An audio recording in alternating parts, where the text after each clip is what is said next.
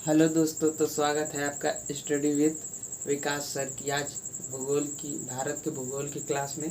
लेकिन भारत के भूगोल को बताने से पहले मैं आज आपको अक्षांश और देशांतर रेखाओं के बारे में बताऊंगा। इसकी कुछ सामान्य जानकारी आपको दूंगा जो कि आपको पढ़ते समय आपको बहुत मदद करेगा। तो आपसे मैं यही कहूँगा कि ये बेसिक चीज़ है, इसको आप समझते रहेंगे तो आप जो भी क्लास में चीज़ें होंगी उसको बढ़िया से समझेंगे। तो आप आज पढ़ेंगे अक्षांश और देशांतर रेखाएं। आइए ध्यान देते हैं हम लोग। अक्षांश संपूर्ण ग्लोब पर विषुवत रेखा के दोनों ओर पृथ्वी के केंद्र से मापी गई कोणीय दूरी को अक्षांश कहते हैं। अब आप लोग सोचेंगे कि ये दिया है विषुवत रेखा, तो हमारी पृथ्वी ये ठीक, ये क्या कह रहा है इसको समझिएगा। ये केंद्र है इसका, ठीक। ये केंद्र पे जो ये इसे काल्पनिक रेखा, इसे हम क्या कहते हैं, काल्पनिक है। ये कोई ऐसी रेखा नहीं गई है, इसे काल्पनिक रेखा कहते हैं। तो ये काल्पनिक रेखा है और यहाँ से केंद्र से दोनों ओर पृथ्वी को मापी गई कोणीय दूरी को, एंगुलर डिस्टेंस को अक्षांश कहते हैं। तो ये जो ऐसे जा रहा है, यहाँ से इसे कोणीय दूरी आप माप रहे हैं, ठीक। तो ये ठीक,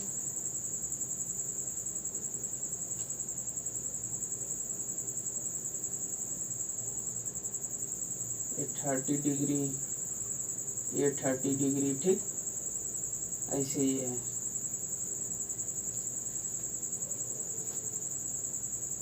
ऐसे हम 0 डिग्री अक्षांश, जिसे भूमध्य रेखा कहते हैं। क्या कहते हैं? भूमध्य रेखा। ये रहा 0 डिग्री, इसे हम भूमध्य रेखा कहते हैं, ठीक। ये भूमध्य रेखा। अब इससे ये भूमध्य रेखा क्या करती है, ग्लोब पे हमारे पृथ्वी को, ये रहा, आप लोग उस दिन समझे थे ईस्ट वेस्ट नॉर्थ साउथ, तो ये 2 भागों में डिवाइड करती है, ठीक, पृथ्वी पे। और इससे उत्तर जाने पर उत्तरी गोलार्ध इसे कहेंगे और दक्षिण जाने पर दक्षिणी गोलार्ध कहेंगे, ठीक। उत्तरी और दक्षिणी गोलार्ध में डिवाइड करती है। तो जैसे ये जब कोणीय दूरी जाती है तो ये 30 डिग्री, फिर आप जाएंगे ऐसे करेंगे तो फिर ये 30 डिग्री, तो ये जो 30 डिग्री हो रहा है तो ये कटिबंध के रूप में आगे जाना जाएगा। इसे हम क्या कहते हैं, जो रेखाएं विषुवत रेखा के पैरेलल चलती हैं, ये विषुवत रेखा इसके समानांतर होकर चलेंगी, ये अक्षांशीय, इसे अक्षांश कहते हैं। और अक्षांश रेखाएं कितनी होती हैं, 90 डिग्री, 90 ऊपर 90 नीचे। तो ये 90 क्या होती है, 90 प्लस 180, और जो एक है वो विषुवत रेखा, तो टोटल अक्षांश 181। लेकिन अगर अक्षांश वृत्त की बात की जाए, अक्षांश वृत्त में ये होगा कि अक्षांश वृत्त क्या होगा, ऐसे ऐसे जाते हुए, ऐसे ऐसे जाते हुए, तो जो लास्ट पोल पे होगा दोनों साइड, ये जो अक्षांश रेखा है लास्टिक पोल पे होगा, तो ये 2 पॉइंट के रूप में होता है। पॉइंट, जिसे हम पॉइंट के रूप में, ऐसी कोई रेखा होती नहीं है लेकिन मतलब उसे पॉइंट के रूप में कहते हैं। इसीलिए अक्षांश वृत्त क्या होते हैं, 2 माइनस हो जाते हैं, एक उत्तरी वाले एक दक्षिणी वाले। जब माइनस करें तो अक्षांश वृत्तों की संख्या कितनी हो जाएगी, 179, ठीक। तो हम लोग अक्षांश को आज अभी समझे। तो इसी तरह मैं अब देशांतर को आपको समझाने वाला हूँ। और आप 0 डिग्री भूमध्य रेखा को जान ही गए, तो अब चलिए हम क्या कहेंगे, देशांतर को। और मैं क्लास में चीज़ें जो पहले से लिख लेता हूँ, तो इसका मतलब ये नहीं कि आप सोचिएगा कि सर लिख के बताते हैं। मैं इसलिए कहता हूँ कि कम समय में आपको लिखा मिल जाएगा। तो मुझे लगा कि कुछ लोग समझेंगे कि आप पहले से लिख लेते हैं ऐसे देख के, क्या, तो ऐसा कुछ नहीं है। मैं अपना समय और आपका समय दोनों का बचाना चाहता हूँ, क्योंकि मेरे पास डिजिटल बोर्ड तो है नहीं कि ऐसे स्क्रॉल करते जाए, पेज इधर उधर करते जाए, आपको दिखाते चले जाएं। तो इसलिए मैं पहले से लिख लेता हूँ, क्योंकि ज़्यादा MB का वीडियो ना बने और ज़्यादा मिनट का ना बने, कम जो लिखेंगे वो रिकॉर्डिंग ना हो। लेकिन आज हम आपको ऐसे लिख के बताएंगे। चलिए आइए देखते हैं। अब हम पढ़ेंगे देशांतर।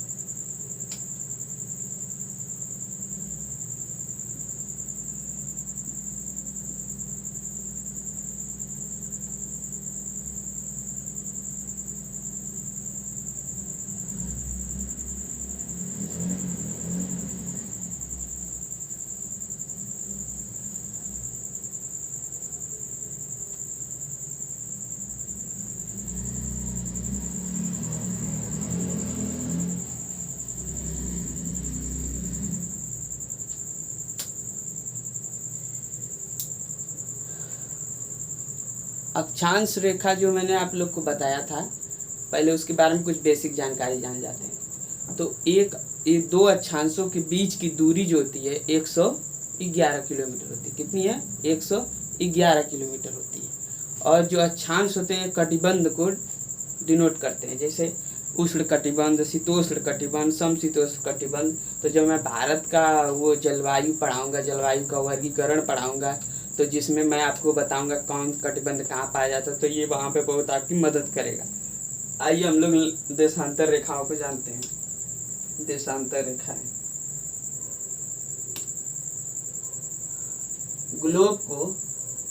ग्लोब पे वह काल्पनिक रेखा जो खड़ी खड़ी होती है ऐसे, और एक क्या करती है, एक ध्रुव को दूसरे ध्रुव से मिलाती है। ठीक, तो ये उत्तरी ध्रुव हो गया, ये दक्षिणी ध्रुव है।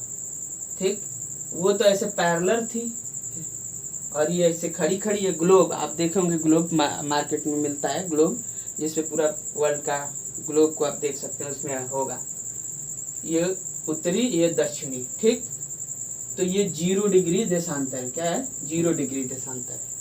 और ये समय, जिसे क्या कहते हैं, समय को जैसे दर्शाती है। तो ये देशांतर रेखाएं जो होती हैं ग्लोब पे एक स्थान से, एक ध्रुव से दूसरे ध्रुव को जोड़ती हैं। ठीक, मिलती हैं।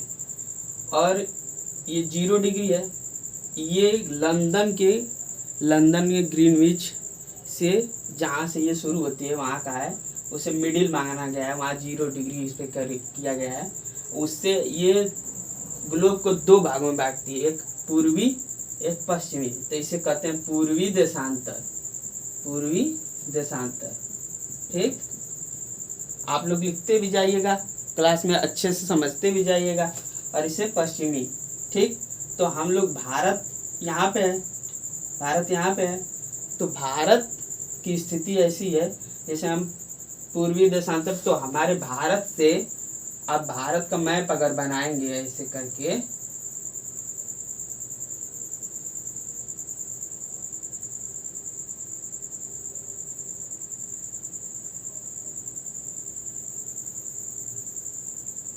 आप लोग से मैं बोला था कि भारत का मैप बनाना सीख जाइए। ठीक, तो जो भारत में ये 82.5 अंश पूर्वी देशांतर से जाती है, तो भारत के 5 राज्यों से होकर गुजरती है। वो तो बात की बात मैं बताऊंगा आपको। भारत का मानक रेखा जो मिर्जापुर कुछ किताबों में दिया है, इलाहाबाद के नैनी ब्रिज से होकर गुजरती है, नैनी से। तो इसमें क्या करते हैं कि ये 0 डिग्री है ये, तो जैसे हम लोग ऐसे इधर बढ़ते जाएंगे, टोटल इसमें समय बढ़ता हुआ जाएगा। ठीक, तो इसीलिए हम 5.5 घंटा, 5.5 सही 1/2 आवर्स, हम लोग समय मानक रेखा से 5.5 घंटा आगे हैं। आप सोचेंगे कि सर ये पूर्वी देशांतर क्या होता है और देशांतर रेखाएं, तो देशांतर रेखाएं तो आप समझ ही गए। तो दो देशांतर रेखाओं के बीच की दूरी जो होती है वो होती है 111.32 किलोमीटर। आप लिखते जाएगा, मैं बोल रहा हूँ तो इसलिए मैं पहले लिख लेता हूँ कि आप लोग आराम से लिख लेते हैं, लेकिन मुझे लगा कि ऐसे भी पढ़ाना चाहिए।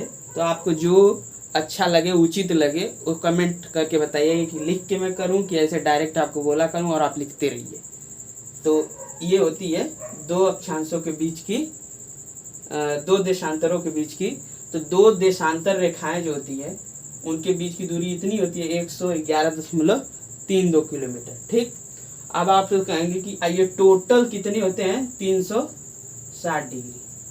ठीक, डिग्री। तो आप 360 डिग्री, अब पृथ्वी अपने अक्ष पे परिक्रमा जब करती है तो आप देखेंगे कि 24 घंटे में दिन और रात होता है। तो ये जब पृथ्वी घूमती है ऐसे, ठीक, आप देखेंगे कि 24 आवर इज इक्वल टू 360। ठीक, तो 1 आवर का निकालेंगे 360 इक्वल टू 24, तो 1 घंटा में 15 डिग्री आ जाएगा। ठीक, तो 1 घंटा में 15 डिग्री। तो 15 डिग्री पे अगर आप आगे जाएंगे तो क्या होता है, 1 घंटा होता है। तो हम लोग 82.5 डिग्री हैं। अगर ये पूर्व जाएंगे तो बढ़ेगा समय, पश्चिम जाएंगे 0 डिग्री से, 0 डिग्री देशांतर से, जो लंदन से मान लिया ग्रीनविच से ऐसे होके जाती है, वो यहाँ से जाएगी तो यहाँ पश्चिम में घटेगा, पूर्व में जाएगा तो बढ़ेगा समय। तो ये घंटा बराबर 15 मिनट। तो आप 1 मिनट का भी निकालना चाहे तो इसमें आराम से निकाल सकते हैं। तो 15 डिग्री बराबर 1 डिग्री का आप निकाल सकते हैं। तो 1 घंटे को हम 60 मिनट में चेंज कर सकते हैं। तो 1 डिग्री इज इक्वल टू 60/15। तो 15 दूनी 30, 15 चुका 60। तो 1 डिग्री में 4 मिनट होता है। तो ये तो मैं आपको बता दिया। ठीक, ये आपको आराम से बता दिया, लेकिन वहाँ पे आपको सॉल्व नहीं करना है ऐसे इक्वेशन, वहाँ पे ऐसा कुछ पूछने वाला नहीं है। बस आप ये याद करिए कि दो देशांतरों के बीच की दूरी होती है 111.32 किलोमीटर होती है। और क्या कहते हैं कि 24 घंटे में 360 डिग्री, मतलब इधर 180 डिग्री इधर, 180 डिग्री इधर। ठीक, आप ग्लोब रहेगा तो उसमें देखेंगे तो समझ में आएगा ऐसे। और फिर 1 आवर इज इक्वल टू 360 बटा, तो 1 घंटे में 15 डिग्री जाता है। ठीक, 15 डिग्री आप जाएंगे तो 1 घंटा होगा। 1 मिनट में 1 डिग्री में 4 मिनट होता है। ठीक, ये मैं सॉल्व करके आपको बता दिया, लेकिन वहाँ पे ऐसा कुछ नहीं पूछेगा। बस आप ये चीज़ें समझ लीजिए, सीख लीजिए, और मैं आपको और अच्छे से देशांतर को बता रहा हूँ। ठीक है, तो आप देखिए, लिख लीजिए इसको अच्छे से।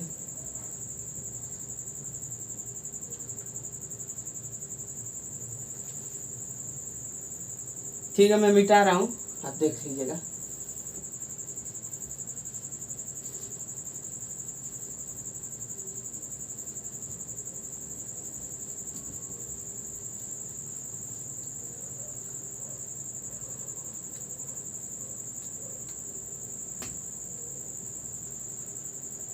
जो अब ये बताने वाली चीज है कि दो देशांतर के बीच को हम लोग क्या कहते हैं, गोरे। क्या कहते हैं, दो देशांतर रेखाएं हैं जो, उनके बीच को हम क्या कहते हैं, गोरे। ठीक, ये भी पॉइंट नोट कर लीजिएगा, ये नोट करने वाले पॉइंट है। और आप क्लास में सक्रिय होकर बैठिए और मैप लेके बैठिए, क्योंकि मैं अभी कुछ देश जहाँ से ये रेखाएं होते हुए जाती हैं उसको बताऊंगा। तो आप मैप नहीं लेके रहेंगे तो कैसे समझेंगे, तो मैप लेके आप लोग बैठा करिए। ठीक,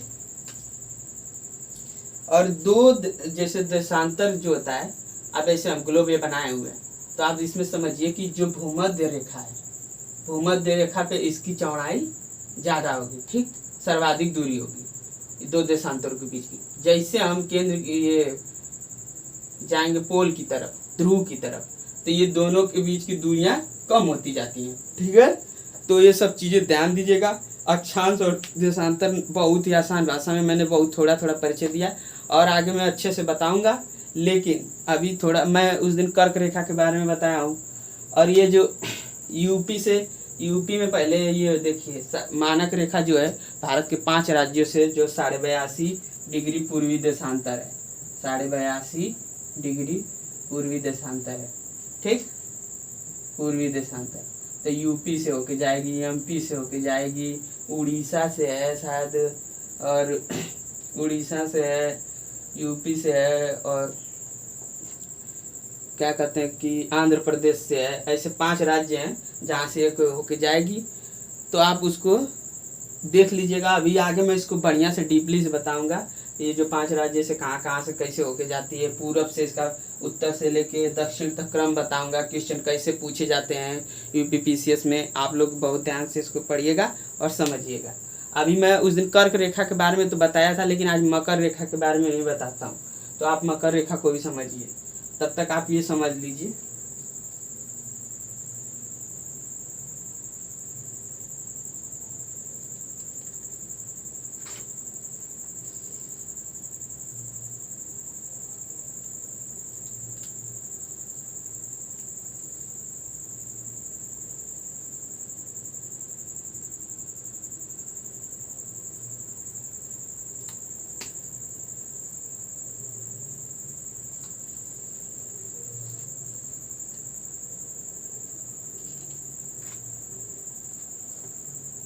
ठीक है, मैं इसको मिटा रहा हूँ।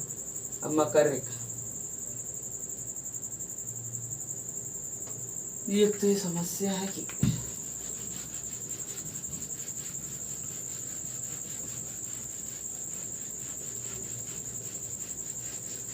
कर्क रेखा में भारत का भूगोल जो पढ़ाया था पहली क्लास में, कर्क रेखा में भी बताया कि भारत के कितने राज्यों से, 8 राज्यों से होके जाती है, क्या क्या स्थितियां है, ये सब चीजें बताया था। आज थोड़ा मकर रेखा के बारे में आपको जानकारी दे देता हूँ। मकर रेखा,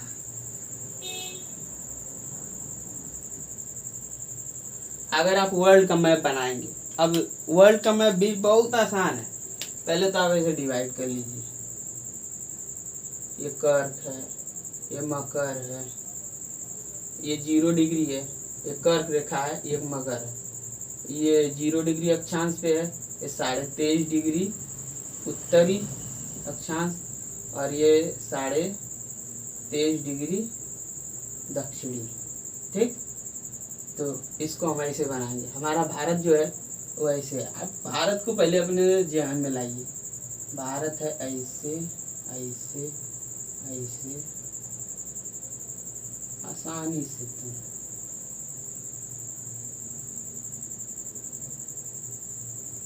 तो यहाँ सब समझ ही गए।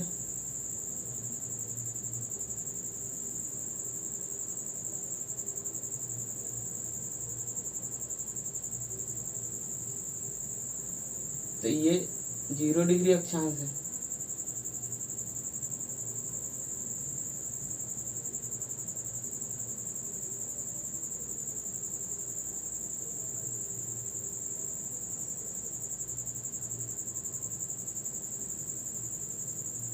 ये अफ्रीका महाद्वीप है और यहाँ पे ऑस्ट्रेलिया है।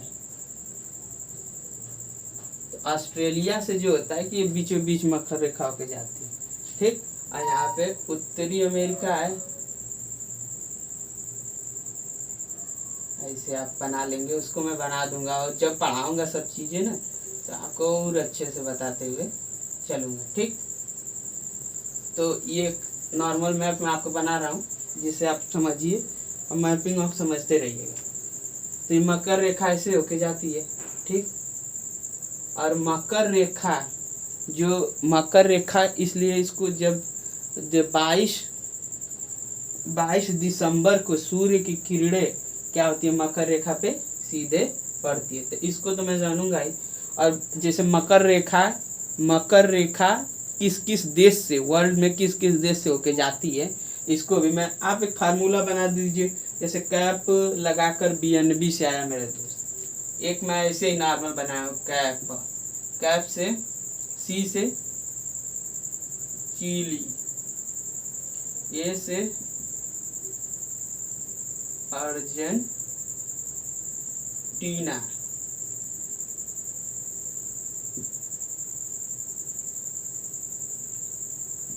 P से पराग्वे कैप लगाकर कर, और ये कैप हो गया। अब BNB से आया मेरा दोस्त, BNB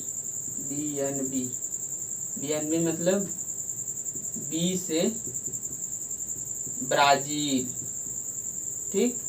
एम से नामीबिया, जहाँ से चीता आए थे हम लोग के देश में। आप लोग को पता ही होगा, आदरणीय हमारे देश के प्रधानमंत्री नरेंद्र मोदी जी ने वो चीता यहीं से मंगवाया गया था, नामीबिया से,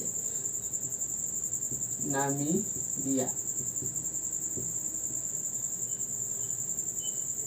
और एक BNB से बोत्सवाना है। ये सब, अब ये आप वर्ल्ड में, ये अफ्रीका महाद्वीप में इसमें, ठीक।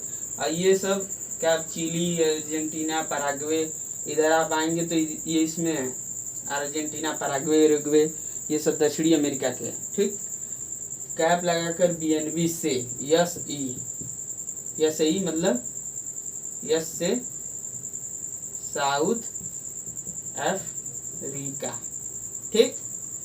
SE से मुंबई,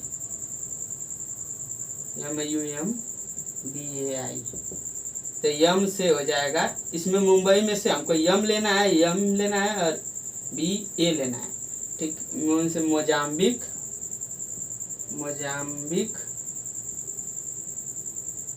यम से मेडागास्कर, और A से आपका A से हो जाएगा ऑस्ट्रेलिया। तो ये चीजें हैं, आप ये मकर रेखा इन देशों से होके जाती है। आप इसे समझ सकते हैं कैसे कैसे ये होके जाती हैं। और इसका मैं इसीलिए कहा कि मैप ले लीजिए, कैप लगाकर यहाँ लिखेंगे BNB से आया मुंबई मेरा दोस्त, ठीक। ऐसे भी कर सकते हैं, कैप BNB से मुंबई। तो आप ऐसे नॉर्मल 1-2 बार याद कर लेंगे तो आपको पूरा याद हो जाएगा। C से चिली, A से अर्जेंटीना, P से पराग्वे, B से ब्राजील, N से नामीबिया, B से बोत्सवाना, S से साउथ अफ्रीका, मुंबई। अरे मुंबई में क्या है, मुंबई जो आया मेरा दोस्त, उसका यम से मोजाम्बिक, यम से मेडागास्कर, ऐसे ऑस्ट्रेलिया, ठीक। ये तो मैंने आप लोग को बहुत ही अच्छे तरीके से इसको बताया, मकर रेखा को। मकर रेखा के बारे में मैं और बहुत जानकारी दूंगा, तो ऐसे ही आप लोग इसे समझते रहिएगा। और बहुत चीजें हैं, जैसे अब 0 डिग्री देशांतर, अभी मैं ये मकर रेखा तो बता दिया नॉर्मली, कर्क रेखा भी बताया हूँ। कर्क रेखा में भी बहुत ऐसे हैं।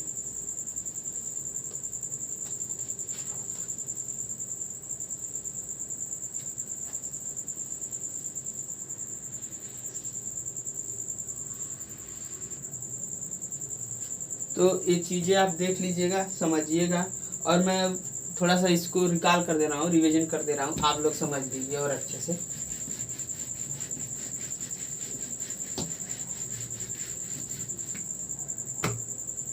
मैंने आपको बताया अक्षांश, इसे लैटिट्यूड कहते हैं, लैटिट्यूड, ठीक।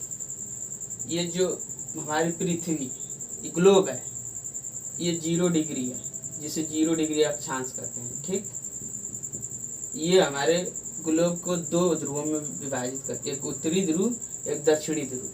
तो ये इसके पैरेलल जो चलने वाली, समानांतर जो चलने वाली रेखा होती है, उसकी कोणीय दूरी को ये बताती है, ठीक। कोणीय दूरी को, तो यही क्या है, हमारे ये रेखाएं क्या है, अक्षांश रेखा है, ठीक। और ये कटिबंध में डिवाइड होती है। जैसे कटिबंध में जहाँ पे कहीं ठंडा प्रदेश होगा, जहाँ जलवायु ऐसी उष्ण कटिबंध होगा, शीतोष्ण कटिबंध होगा, समशीतोष्ण कटिबंध होगा। अब हम इस चीज़ों को आगे क्लास में पढ़ेंगे, तब तक आप इसको सब बस समझिए। इधर जो जाती है भारत से, उसे कर्क रेखा कहते हैं, भारत के बीचों बीच से, ठीक। वो 23.5 डिग्री, ठीक। आप लोग समझ रहे हैं, नॉर्थ से। और इधर जो जाती है मकर रेखा, ठीक। इस दिन 22 दिसंबर पर, और भारत का तो आप लोग समझ ही रहे हैं। 21 और 23.5 डिग्री दक्षिणी अक्षांश पे भारत कर्क रेखा पे 21 जून को सूर्य की किरणें पड़ती हैं सीधी, और इधर मकर रेखा पे क्या करती हैं 22 दिसंबर को। किस पे? 22 दिसंबर को। तो ये लोग चीज आप समझ गए, एक दूसरे के पैरेलल चलती है, और इनके बीच की दो अक्षांशों के बीच की दूरी होती है 111 किलोमीटर। इसमें कुछ ऐसा नहीं होता है, इसको बस सीधा याद करिए। दो अक्षांशों के बीच की दूरी है ये, ठीक, 111 किलोमीटर। ठीक, आप इसको लिखते रहिएगा, मैं बोल रहा हूँ धीरे धीरे, आप वीडियो को स्लो कर लीजिएगा, अगर मैं तेज बोल रहा हूँ तो लिख लीजिएगा। इसीलिए मैं एक आपको क्या करता हूँ कि पहले डाटा लिख लेता हूँ, जिससे आपको दिक्कत ना हो, आप ऐसे लिख भी लेंगे। लेकिन आप कमेंट करके बताइए कि उसमें अच्छा था कि ऐसे मैं सही बता रहा हूँ। आपको जो अच्छा लगेगा उस हिसाब से मैं पढ़ाऊँगा, ठीक है।